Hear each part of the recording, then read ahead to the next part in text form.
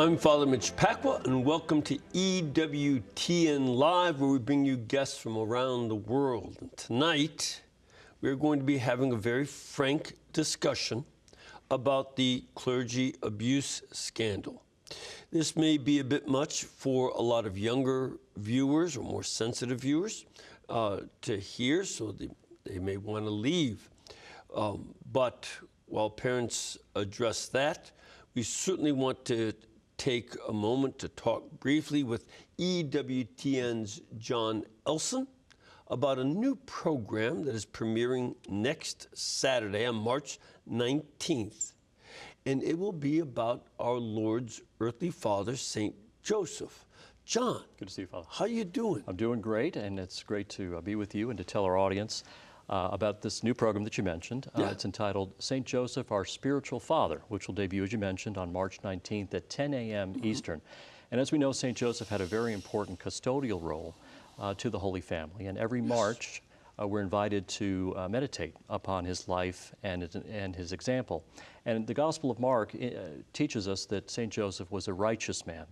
And in addition to him being righteous, he was a man of great obedience. We see three different occasions when the angel of the Lord appeared to St. Joseph. The first following Mary's Annunciation, the second commanding him to take the family and flee into Egypt, and the third to return to Israel from Egypt.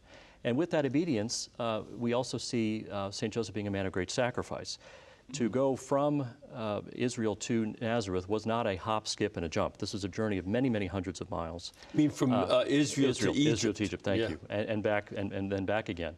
A journey of hundreds of miles. And so this idea of... I've done it on a bus. It's through a desert. Right, right. It's not the most beautiful scenery, and it's hot and dry. Right, and so this idea of St. Joseph being very elderly is something that this program addresses and corrects. And also, he's a man that appreciated and lived the dignity of work. When Jesus returns to Nazareth during his years of preaching, he goes to the synagogue, and many in Nazareth say, "Is this not the carpenter's son?" And if we look at the Greek translation of tekton, the carpentry or craftsman is another translation. And so we see Jesus, absorbing these lessons of Joseph, and says to Peter in Matthew's Gospel, "Upon this rock, Peter, I will build my church." So this idea of building, of constructing, something that perhaps emerged from his home, obviously. Sure. And so the program travels to St. Joseph's Oratory in Mount Royal, which is the largest church in Canada, basilica dedicated to St. Joseph. Also tells the story of the St. Joseph Staircase in the Loretto Chapel in Santa Fe. And we also have... And that's Santa Fe, New Mexico. Santa Fe, New Mexico. And we also have interviewees from around the world speaking to his virtues. So we're excited to bring this program to our audience and to debut it, as I mentioned, on the Solemnity of St. Joseph on March 19th. Great. Well, good. We look forward to having that there. So it'll be St. Joseph, Our Spiritual Father, Saturday, March 19th at 10 a.m. Eastern Time. So you can get that right after you go to a St. Joseph's table and celebrate the feast.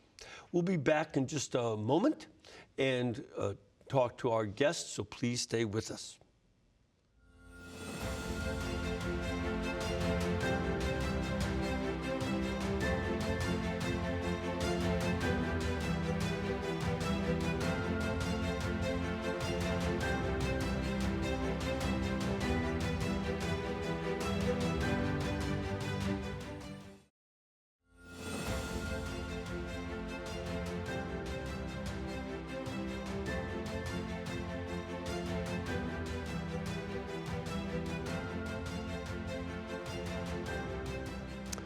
Welcome back.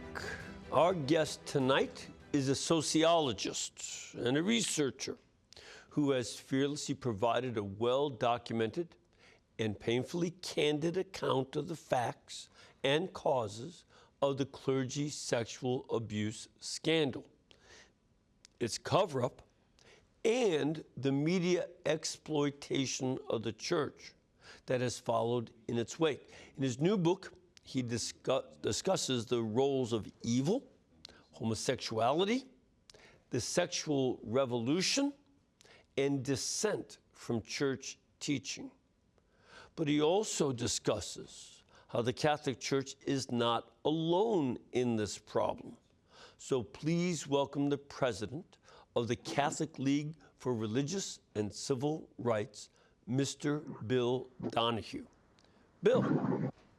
Thank you so much, Father. Thank you for having me. Oh, it's always a delight. It's something that we always learn a lot from when we are with you. And your book is called The Truth About the Clergy Sexual Abuse. It's clarifying the facts and the causes. We, have that at EWTN Religious Catalog. Thank you for doing the research. Sociology is a very specific kind of study, and you have researched what's going on. And one of the great things about your training in sociology is that you learn how to read statistics, and that shows up throughout this book. A lot of times, statistics are tossed around and used, as G.K. Chesterton once said, that some people use statistics the way a drunk uses a lamppost, that it's something to lean on rather than a source of illumination. And so this is something where your care in this is very important. I want you, first of all, to lay out what you mean in the book by saying there are two scandals. Why do you say there are two scandals? Well, the first scandal is the one that the public knows about. That's the one that was created by enabling bishops and molesting priests. Mm-hmm. Now, we know that there's a social context to that, the sexual revolution, which we can get into later. Yes. But there's a second scandal, which is not well acknowledged. I have to credit Mary Ann Glendon for commending me after I discussed Scandal 2 a number of years ago. She said, I would encourage you to continue with that line of thought. The second scandal is the one that's not made by the church. It's by the enemies of the church. I'm talking here about some segments of the media, Hollywood, activist organizations, victims groups, lawyers that represent the victims groups, the Attorney General's reports, and the like. There are a number of people in our society who have a vested interest, not so much monetarily, although some of the lawyers do, but they do have one ideologically. Their interest is in trying to undermine the moral authority, the moral voice of the Catholic Church. And the best way to do that is to poison the public mind with the idea that the scandal has never ended, that it is still ongoing. That is simply not true. It's empirically false, and we can talk about that. But that's what Scandal 2 is, trying to convince the public that nothing much has really changed in the Catholic Church. They want to do that so they can weaken the Catholic Church and therefore continue on with their irresponsible ideas of liberty. And the fact that you point out, and you lay out lots of information about Scandal 2, because you bring up the fact that the media does not report on its own scandals, that they demand clarity from the church, and that the church make known its scandals, but they don't report their own until it's too late and they get caught. They don't report on the scandals in other areas of life, within families, among psychologists, medical doctors, and one of the worst places, after the family, one of the worst places is the school system, the public school system. They don't report on those elements. And this is something that's important because it's a widespread issue of child abuse. And that's one of the points that you bring out. Yes, and let's make it clear to the viewers, Father, when we talk, and you properly cite the sexual abuse that takes place in the family, this almost never happens because of the biological father or mother. Right. It's the live-in boyfriend and the stepfathers that you have to be very, very careful about. As a matter of fact, the live-in boyfriend is a terrible problem in this country. Nobody wants to talk about it. And the reason the lawyers don't go after these guys is because there's no money in it. They know the Catholic Church has some money. They want to shake them down. In terms of the media, I'm glad you mentioned the media. Everybody knows about 60 Minutes. They've done some good work over the years, some not so good work, kind of a mixed bag. I don't tend to watch it much anymore. But there's been a lot of problem with sexual misconduct in the workplace at 60 Minutes, not just simply with Jeff Fager, who's in charge of 60 Minutes, he was, but I'm talking about the very top of CBS, Les Moonves. These guys have basically had to resign or been thrown out of CBS because of what's going on. And the Washington Post knew about this, but they had friends at CBS, and so they covered it up. And there are lots of examples. Yes, we don't own this problem. Now, I'm not here to be an apologist and to say that because others are guilty, therefore we're innocent. No, what happened in the church, and we should have higher standards for the church, but let's also get away from the idea that somehow we have a monopoly on this problem. Look at the armed forces. Go look at the media. Go look at the public school teachers. It's rampant. I was going to cite your quote from the Philadelphia Inquirer, where it says, quote, victims advocates, abuse not just a Catholic problem. Some people assume that this is a Catholic problem. It's not at all. There are plenty of Protestant and non-denominational churches that cover up abuse and knowingly pass abusers from church to church, or quietly dismiss a known abuser and don't bother to check up on the abuser, and they don't know where they settled. It's something that applies to Jewish people, Muslim people, but even wider amongst people who are secular. It's Hollywood is horrendous with the kid actors, etc. You know, that this is something that's widespread. So, well, as a matter of fact, I'm glad you mentioned Hollywood, Father, because there was a woman by the name of Amy Berg. She had done some work on the Catholic Church with the scandal. So she decided to do a documentary on Hollywood with real pedophilia. I mean, we'll get into this a little bit later, but most of the sexual abuse that took place in the Catholic Church had nothing to do with pedophilia. It was homosexuals who did it, not pedophiles. But in Hollywood, it's different. The pedophilia problem is rampant there. So Amy Berg did a documentary. She couldn't get anybody to cooperate with it. The same Hollywood people who like to put out movies like Philomena, full with lies about the Catholic Church, making the nuns look bad in Ireland and the Magdalene laundries, etc. They wouldn't dare cooperate with Amy Berg. So when she wanted to get the movie released and distributed, she could find no one to distribute it.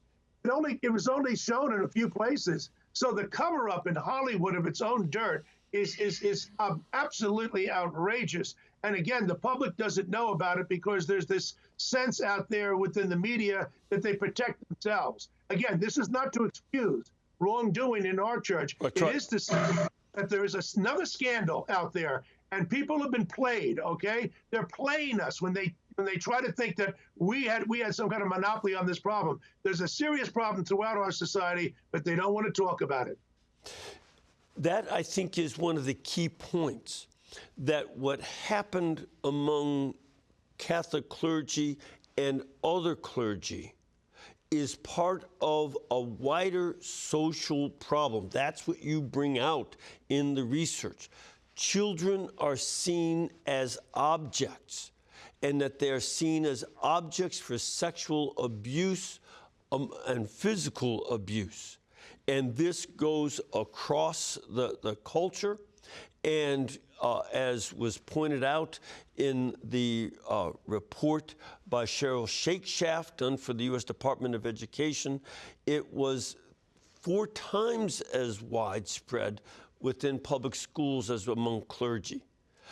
And we have to address the clergy and the others. The other thing that you also bring out in terms of that second scandal is that while the church has been the most successful of the organizations to approach abuse, it doesn't get credit for that, and it should be touted as a model to help all parts of society learn how to correct this problem.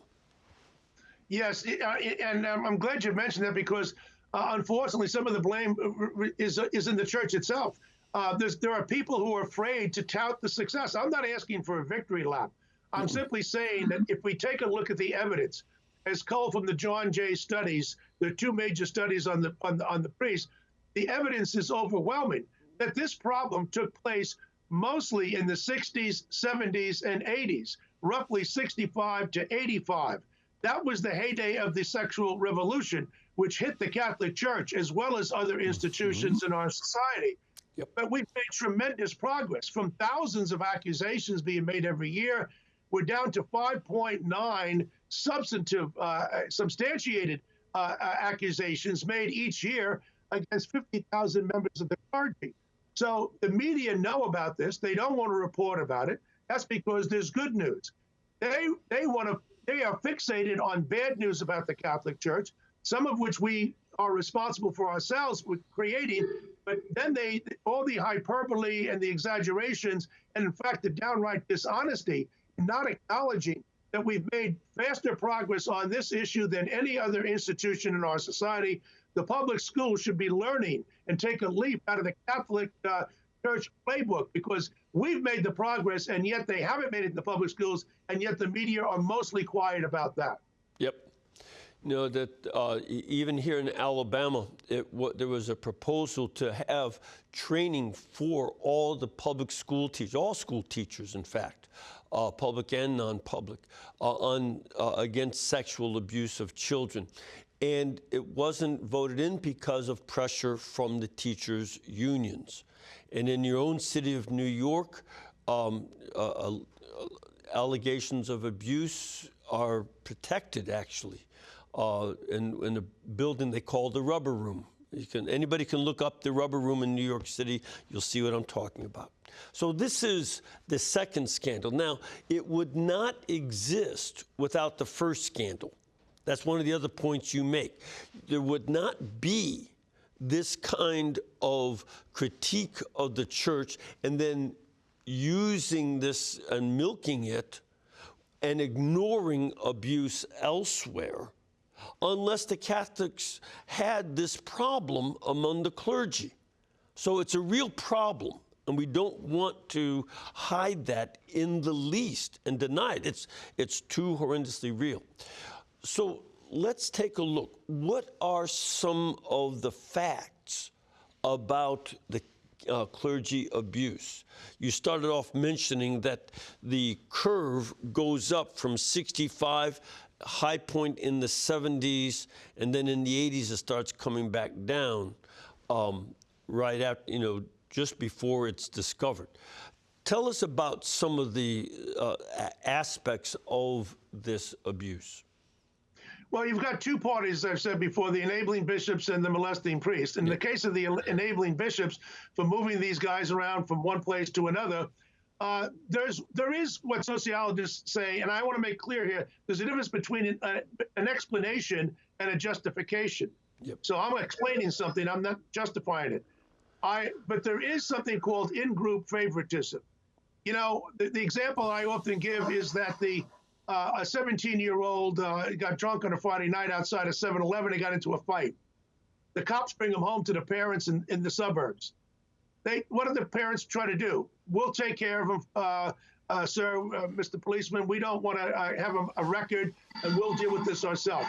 Well, yes, I understand that. The bishop is the father to the priest, and I get that. But when you're dealing with a criminal behavior, that's when they lost it. They should not have been so protective at that point. Others simply were inept. In other words, they didn't understand that there were red flags. I knew of a molesting priest, he has since passed away, who had a pinball in his bedroom, and he would invite the kids into the pinball to play pinball. That was just a setup, a lure. Now, other people, the housekeepers and other people, secretaries, other priests, they must have known that. That's not normal for an adult man to have a pinball machine. So those kind of red flags were dismissed by too many bishops. And one thing I want to focus on here rather heavily, the role of therapist. Now, again, I'm not going to exculpate or exonerate a bishop for making a bad decision, but to be fair to them, back in the 1960s, 70s, and 80s, I have a PhD in sociology. I know what I'm talking about this because I know the people involved. They thought that they could cure these psychologists, and psychoanalysts, and and psychiatrists, they could fix anybody. There wasn't any kind of malady that couldn't be fixed. And they told the bishops, you give me Father X, and we'll put him through 5 sessions over 6 weeks or whatever, and we're going to send him back to you, and he'll be good to go. They overrated their competence in their own elitist arrogance. They should have said, listen, some of these men are seriously disabled, and maybe the best thing to do is to get them some help and then wean them out of the priesthood. They never said that. What they said is we can fix them all. And the bishops bought this. And I think the therapists have gotten away with murder. And I think that's because a lot of the people in academia, in the social sciences, they look at themselves. They say, well, we don't want to admit that we're the fair. Let's put it all on the bishop. No, it's not fair. So you've got that element. But then we also have the molesting priest. Now, why would a man put his hands on a minor? Yep. Well, there are a lot of things that people have argued the causes for that, and it's not has nothing to do with celibacy. They had celibacy for the last 1,000 years as a normative requirement. We didn't have this problem back in the 40s and 50s. This problem exploded with the sexual revolution, and quite frankly, it was the homosexuals. 81% of all of the sexual abuse of minors that was committed by homosexuals. They weren't going after prepubescent boys, the little ones. They weren't the 5-year-olds. They were the 15-year-olds. Now, I'm not trying to exonerate. I'm not trying to give somebody a pass for going after an adolescent. But there is a difference, and we have to understand that. The reason we have to understand it is that if you want to get rid of the problem, you better have a right diagnosis. The problem is homosexuality. All right. Now, we've had homosexuals in the church and elsewhere in our society before. Why didn't we see this problem back in the 1940s and 50s with homosexual priests? Because they knew that they had to put a lid on their libido. There was a red light, not a green light. You weren't expected to act out. But the Catholic Church and the society as a whole dropped its guard in the 60s. The 70s was without doubt the worst decade in the history of the Catholic Church in the United States of America was the 1970s. The idea of sexual free-for-all took place in the 60s. It was acted out in the 70s. What happened in the 80s? Well, we discovered AIDS, quite frankly, in 1981, and it took a few years before that kicked in, and then people began to slam the brakes on. But the damage had already been done. Yep. And it's important to see that this was also the abuse of children was also increasing elsewhere in society. It wasn't only in the Catholic Church. This was, again, it's important to understand this in the context of a societal problem and its attitude toward children, and horrendously, Catholic priests participated in that same mentality. Now, to understand this also, what is the percentage of priests and some of the numbers of priests who were involved in the abuse? Well, the figure from the John Jay study was about 4%. It's actually a little bit less than 4%. Because these are accusations, not all of which have been substantiated. So that would be the high number. The figures today is extremely low. I mean, this problem is basically over in the Catholic Church. Again, there are segments of our society which don't want us to say that. They would rather say it's ongoing and the like. But no, we've made tremendous progress. And yet, it's interesting. The people who are promoting the idea of man-boy sex, they tend to be, many of them, professors in the social sciences and the behavioral sciences. Yep. There's no country in the world which is worse with the intellectuals endorsing adults having sex with children than France. And it was the French who gave us the ideas of postmodernism, Foucault and Derrida. There's no such thing as truth. Well, yes, there is. It's an objective reality. But if you believe that there's no such thing as truth, the idea of having sex with a minor, well, it may not be for you, but who should you be to be so judgmental about telling us? Maybe the child will like it. We have a group in this country called B4U. The 4 is the numerical 4. B4U-ACT.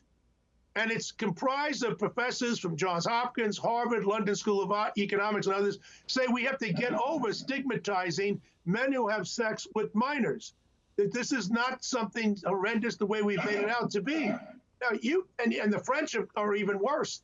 So when you have this kind of baked into our culture that it's okay, why should we be surprised that when some men who are already disordered, once they hear this, they think it's okay to act on their impulses? Mm-hmm.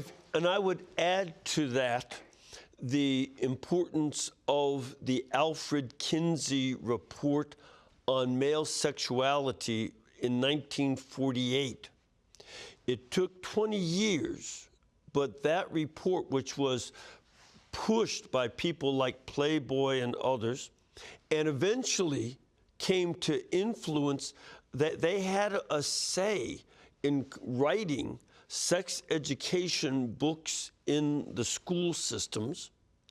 And in the Kinsey report, 400 boys aged 2 months to 14 years were sexually abused, and the abuse was studied by the people and reported on, and it was concluded that despite the boys vomiting, becoming hysterical, crying, begging for it to stop, the researchers concluded that this was good for them. If you want to see more on that, Judith Reiseman studied that and its impact on the United States in law and in the school system. And so that also cannot be underestimated as an influence that within 20 years of that report, the sexual revolution hit hard in the United States, largely influenced by it. Yes, and I'm very proud to cite Judith Reisman. I've been in contact with her over the years. She's done excellent work on this. Yes. But, it's not even, this thing is ongoing. I mean, there's a fellow by the name of Gabriel Matzov. He's in his 80s. He's a French intellectual and is a towering figure in France. They loved him for decades. Everybody knew in France that he was having sex with boys and girls, little ones, and as well as adults. He was an incredibly promiscuous sexual predator, a serial predator, and he was a hero. They liked him because they liked his writings. Only recently, only in the last few years, Father, have they begun to change their mind that maybe we were wrong about speaking about him in such glowing fashion. Well, it's a little bit too late. A lot of people have been hurt because of these intellectuals in France and in the United States as well as elsewhere. Mm-hmm. And this is something where, again, the context for this issue is these societal changes. Intellectuals, students like Alfred Kinsey, writing very popular books on sexuality, promotion of this by the pornography industry like Playboy and others. This set a stage, and it went crazy in all areas of society, and the church was not exempt from this. Again, as you point out, 96, almost, less than or more than 96% of clergy were not involved in any of this. But you wouldn't understand it from the media. And not only that, but something like 149 priests, 149, are responsible for 26% of all the sexual abuse in the Catholic Church in America. Right. A tiny, tiny minority are responsible for 1 out of every 4 cases of abuse.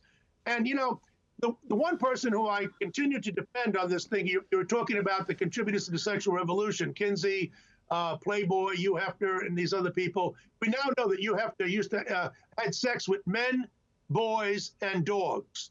That's right. We have the evidence now, men, boys, and dogs.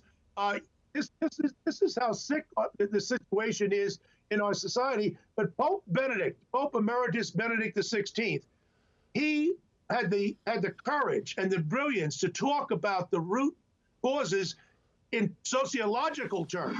He understood that it was the sexual revolution that drove the problem in the Catholic Church. And for this, he was hammered by people like Laurie Goodstein of the New York Times and others. Oh, you're blaming Woodstock. No, look, as a sociologist, we always look at root causes. In the 1960s, we had the Black riots.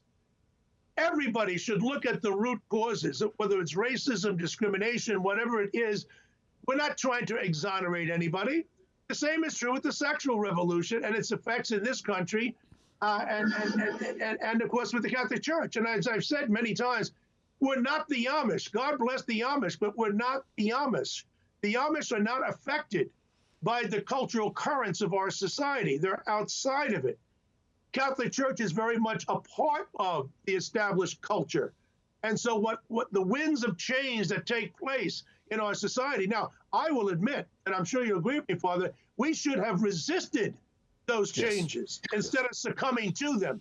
That was our problem. But to say that we were unaffected is simply sociologically illiterate, and Benedict should be praised for what he did. I was in seminary, and I was ordained in '76. Before that, I was in seminary. And I can recall those who said it's prophetic to let go of traditional Catholic morality and look into the future. And it wasn't. It was evil. Now, look, we have to take a little break, Bill. We're going to come back in a couple minutes. I want to take a look at a few more of these issues, so please stay with us.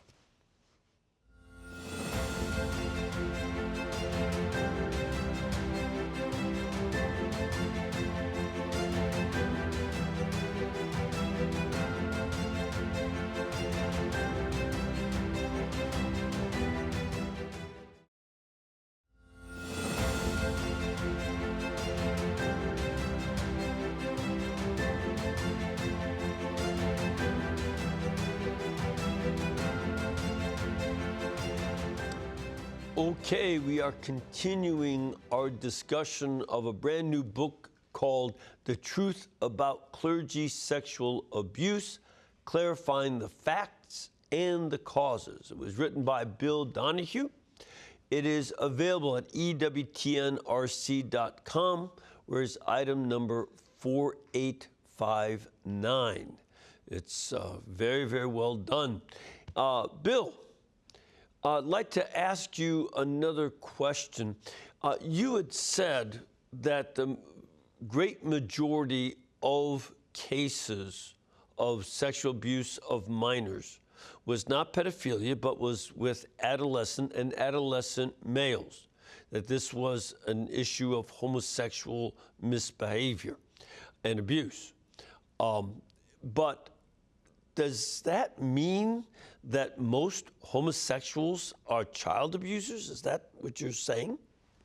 No, as a matter of fact, I say that that is simply wrong. There's no evidence to say that whatsoever. There's also, though, a problem that I have with the John Jay researchers.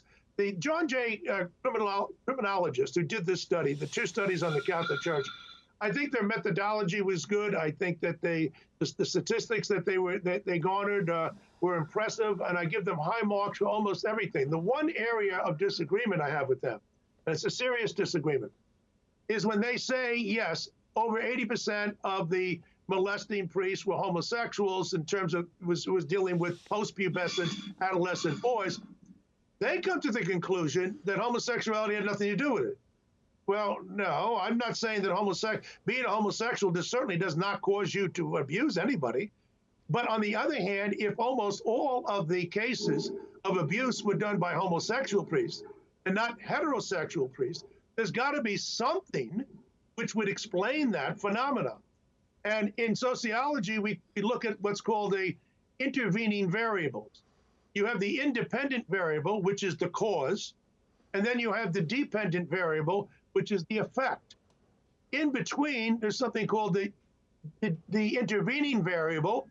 It's a reflection of the independent variable, but it's not exactly totally related to it. So what we have here is this. The only way you can account for the fact that homosexuals are overrepresented is because you'd have to look at the sexual and emotional immaturity which marks many homosexuals, certainly many more than would be true in the heterosexual community. And I am convinced that Freud and Jung were right about this. And by the way, I look at the statements, the comments made by the molesting priest. They admit that they are immature. They are sexually and emotionally immature. Their psychosocial development, the psychosexual development is stunted. Once they reach the adolescent stage, they kind of plateau out, which would explain why they identify so many of these rather childlike priests will then identify in terms of playing with, in an innocent way, youngsters, but they've never grown into an adult maturation process in terms of their emotional and sexual development. That explains it. By the way, there is a higher incidence of child abuse amongst homosexuals in our society. Again, I'm not saying that to be a homosexual is to be a predator. There's no evidence for that whatsoever. But there is evidence to suggest that the emotional and sexual immaturity, which is characteristic of so many homosexuals, many more than would be true in the heterosexual community, is integrally related and explains why they have such a higher incidence of abuse. Mm-hmm. And I think that those are important distinctions to make. But the other thing that you bring out very clearly in your book is that, again, Pope Emeritus Benedict had said this as well, that there was a breakdown of Catholic morality, that people, no matter what their sexual orientation might be, in the case of abusing anybody, they are going flat against moral law and moral teaching. And the sexual revolution, as well as the revolution within the Catholic Church on sexual morality, in '68, when the Humanae Vitae came out, I think is very closely allied. The cultural setting of the sexual revolution was then augmented by many priests objecting to the Humanae Vitae, which isolated the procreative element of sex from the pleasure and love aspect. And once they began to put love ahead of procreation, therefore, if you love somebody, any sexual behavior could be morally acceptable. This was something stated by Father Charles Curran on a 2020 segment, that in his own Dissent, he said that all sorts of sexual behaviors could be morally acceptable, including homosexuality and even adultery, if it entailed true love. Now, that kind of dissent from Catholic morality, not only on birth control, but on then this division of sexuality from between love and procreation, that had a big impact on the way sexual morality was taught in the seminaries in the 1960s and 70s, especially the 70s.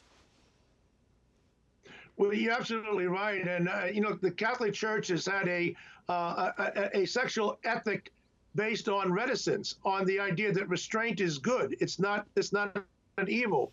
Mm-hmm. We threw that out in our society, and we engaged in a more libertine or promiscuous understanding of sexuality, mm-hmm. which wrecked the lives of men and women and children. Now, the disgraceful thing about this is that, yes, you mentioned the seminaries. In the 1970s, the worst of the decades in the history of the Catholic Church in this country, in some of the seminaries, they had a book by Anthony Kosnick, a priest, called Human Sexuality, which was commissioned by the Catholic Theological Society of America and given its top prize. It said that there were all kinds of different sexual experiences and that we shouldn't be judgmental in any kind of a hierarchical fashion in rating them. So, in other words, what I'm saying is this: if you are being taught in the seminary that homosexuality is just another way of expressing yourself sexually, along with some which I'm not going to get into, not to offend, because I don't want to offend the viewers, but some really sick practices, some really sick, deviant sex practices. If you're told that these things are okay, basically, because you're not going to make any bad judgment against them. If you're a normal man, it's not going to have any effect on you. You're not going to go out and act that way. However, what if you are already troubled? What if you suffer from some kind of a psychological malady, some kind of disorder, and it's now taught to you that expressing yourself with other men and with other opportunities, that's okay? Well, that person is more likely now to act on it. And we've seen this over and over and over again. There was another book by Crooks and Bauer by the same title called Human Sexuality. That was even more perverse than the book by Kosnick. And it, too, was being taught in some of the seminaries in the 1970s. I remember going on the Phil Donohue show. As I said to Phil, we're not related biologically or ideologically. That book by Crooks and Bauer was actually taught in some of the seminaries as well. And it's some really sick stuff there. So, yeah, this is what causes a problem.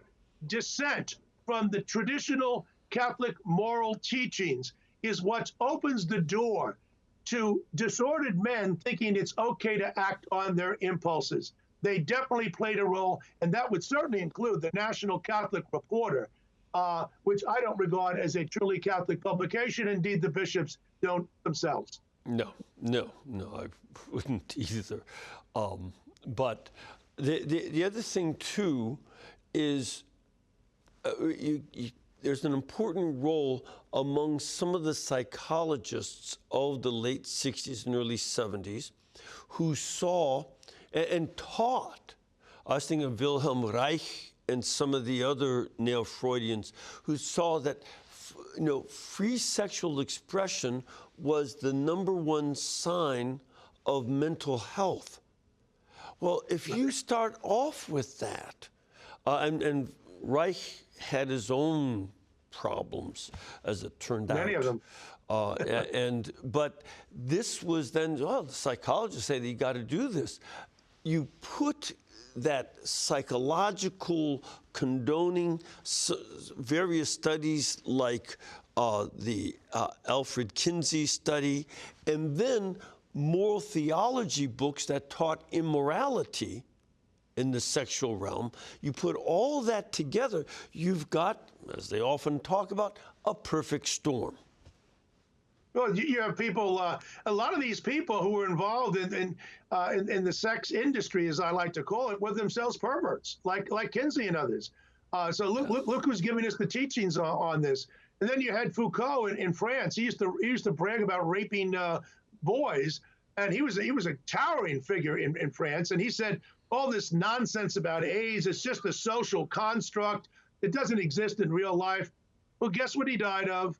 A social construct, social construct called AIDS, because promiscuity kills spiritually, psychologically, and physically.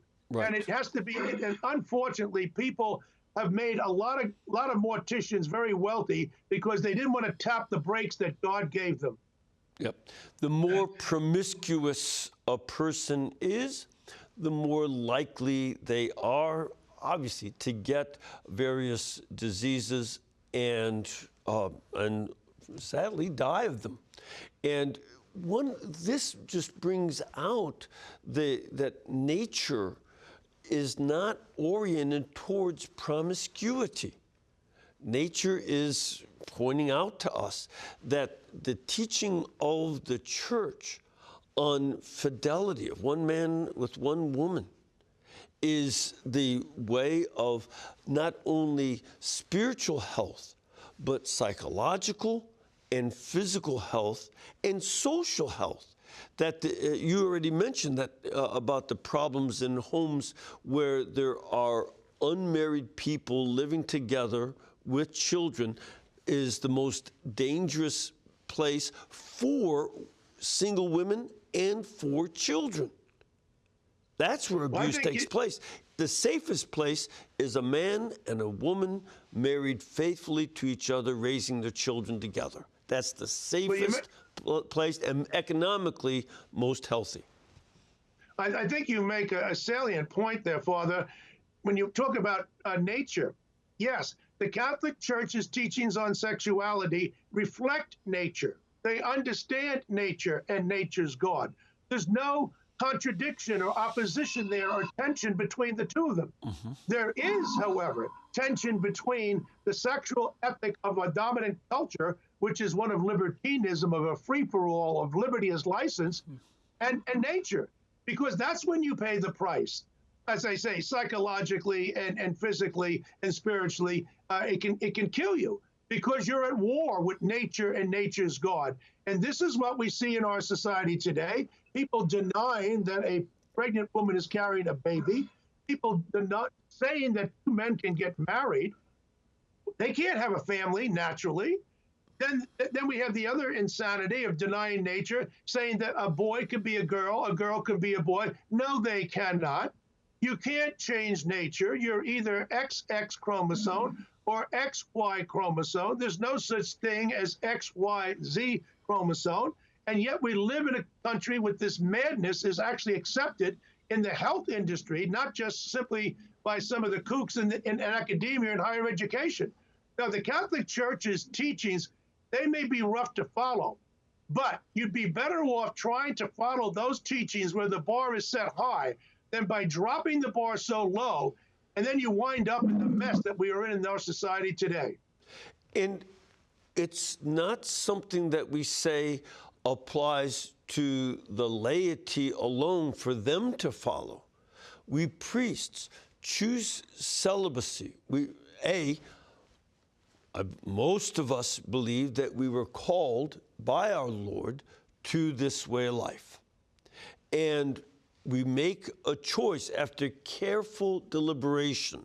You're not just ramrodded into taking your vows. You take your vows after a number of years of careful reflection and prayer and clear choice. But when you do make that choice, you have to follow the moral law just as much as lay people who are single have to follow moral law, and lay people who are married have to follow moral law. No one is exempt from obeying the law of nature and the law of God in terms of sexual morality. And we all have to find ourselves called up by God to be holy in these areas. And unfortunately, I like to say the three most dreaded words in the English language today are "thou shalt not." No, but they make sense, don't they? The Ten Commandments makes sense because it talks to what some of our temptations might be, but that we know that we shouldn't do them. But today, it's non-judgmentalism. That in itself, ironically, is a judgment, is it not, Father? Yeah. To say that there's no such thing as non-judgment. You don't want to make a judgment. Exactly. Well, you just made a judgment when you made that silly comment. Of course, people can become too judgmental. We understand that. That's not the point. The point is that there are behaviors which are in accordance with nature and those behaviors which are not in accordance with nature. And we pay a price if we try to ignore what we are informed and taking our cues from nature and nature's God. And the arrogance of the intellectuals, though, in thinking that we don't need God, that's their sin of pride. They're smarter than God, and we're not going to be told by anybody what we can do. So they always make exceptions, of course, for masks and things like that. They like mask mandates. That bodily autonomy doesn't seem to count on that. But yeah, I mean, people keep saying, well, the Catholic Church has had some very high bar type of teachings. That's true. And let's keep it in mind, people. Every single priest who ever molested there were very few of them overall. As I said, 149 responsible for 26% of all the cases, and less than 4% involved in any kind of inappropriate behavior. Every one of those priests did so by rejecting Catholic teaching. He didn't practice Catholic teaching. He abandoned Catholic teachings. There's nothing wrong with the teachings. The problem is with some of the teachers, namely that minority, that small minority of priests, the teachers who follow their id or their sexual impulse and not their vow of chastity. So the church has the answer. It's just that enough more people have to follow and practice what the church teaches. This and the other thing with that is we priests have to teach what the church teaches. That this applies to the seminary faculty in moral theology, and it applies to the priests in the pulpit. One of the issues, I think, in our teaching of the right to life for the unborn, a consequence of that teaching is that there is an inherent dignity in the child from the moment of conception forward. And that dignity is something you protect after they're born. That's why they cannot be objects of sexual abuse. That you start that respect at conception all the way until natural death. And then you have a whole different basis for morality regarding young people. And I would add to that, the Catholic Church's teachings on sexuality and on the beginning of life, that is science. Yep. Science tells us that the DNA, which makes all of us special, there's no such thing as a clone in that sense. We're all special individuals. Our DNA that makes us special was there at fertilization, not a week later, not a month later, not 10 months later, not when the child is 3. Everybody knows that the beginning of life is at fertilization, at conception. They don't want to believe in it, but it's amazing all the torturous language that they have to use. A woman's right to choose. What is she choosing? What?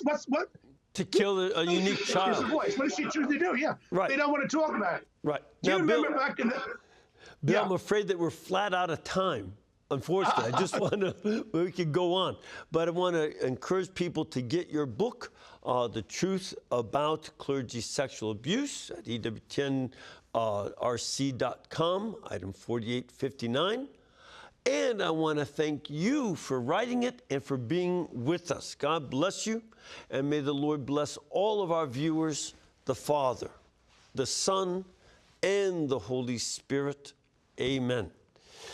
Thank you so much. Thank you, and thank all of our viewers for making this possible. Without your support, we couldn't have the show. So keep us in between your gas bill, electric bill, and cable bill, and we'll pay our bills too. Thank you.